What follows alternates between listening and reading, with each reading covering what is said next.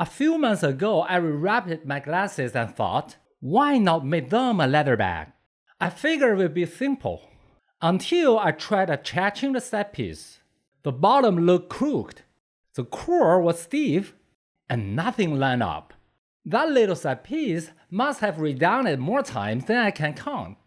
So if a stiff core doomed from the start, or is it just me fighting the design itself? My whole body froze. What would you do if you were in my place? Today, I'm testing a completely new material to see if I can finally tame this finishing step. And if you're like making stuff, or happen to have a sewing machine lying around, some of these tricks might help you too. To understand why I kept failing, I had to rewind to the version 1. Back then, there was no core at all. The back went flat, and the piping got chewed up by the sewing machine. So I added a plastic core.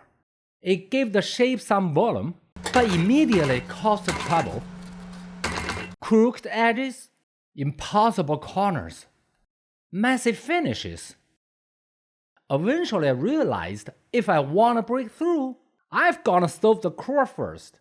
I know I had to try something completely different, but would this new material actually behave? Here's a new core I picked up, softer, flexible, completely different from what I used before. First attempt, wish me luck. The leather piece is prepped, but of course craft doesn't play nice. While skiving, I poked a tiny hole and scraped the top edge too. How would you fix it if it happened to you? For the wrapping strips, I used stiff Velveteen leather. The non-core strips I cut earlier. This time they'll go in the middle, saved for the final step. First up, stitching leather with the core. I switched to a special presser foot. Still, the softness of the core made me nervous. Prep already drained so much time and material. I really don't want to mess up again. Even shaved down to 0.6mm. The leather was stiff. While sewing, I had to fold the piece, trap the core inside, and line up both edges perfectly. Every stitch feels like a tiny wrestling match. And then, disaster! The very first stitch went straight through the core. I froze, took a deep breath, and thought, why does this keep happening? At this moment, I seriously wondered, did I scrape it or risk messing up again? So the second try, I left a little extra core, pressed it down by hand, lined up the leather, dropped the presser foot, and started the first stitch manually. The core still slipped around the inside, but I finally found a way to hold it in place. And look, it worked! Much smoother. If you ever struggle with this, try smaller tools that give you way more control than your hands.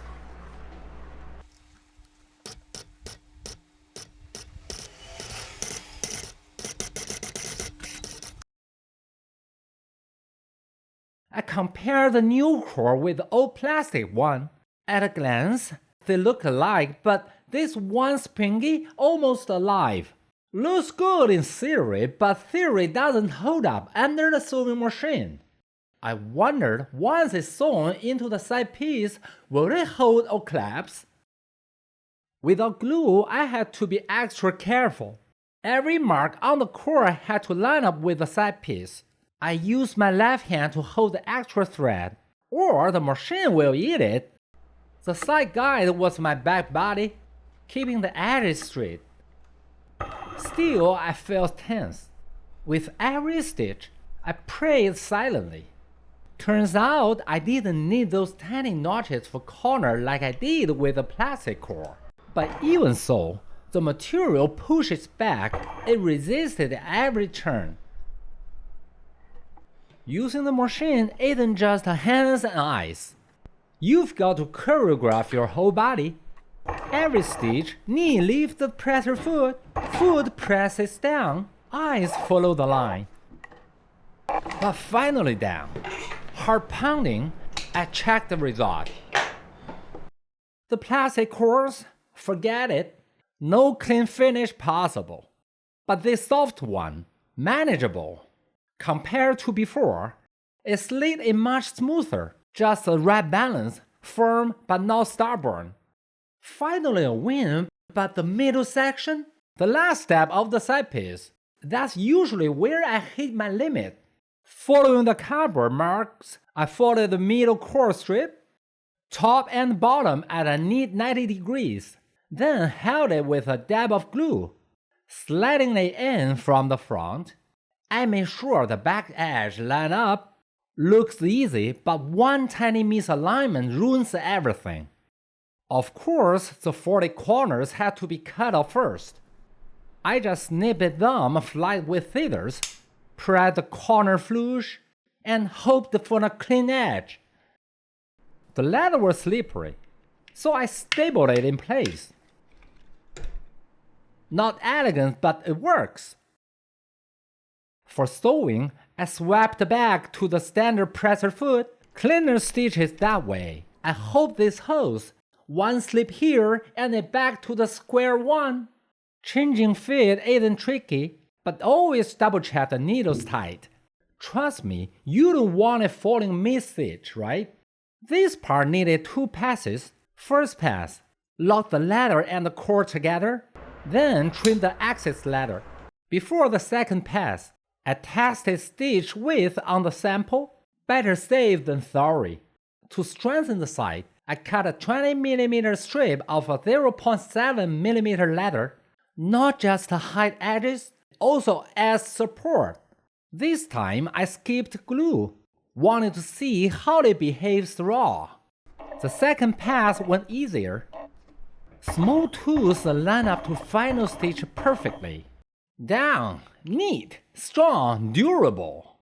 I'm actually happy with this new core. After stitching, it still needs shaping, but it feels solid. The leather is still stiff, but it will soften over time, and the shape will look more natural. Side piece is ready. What's next? Attaching it to the main body, and I have a feeling that the leather isn't done with me yet.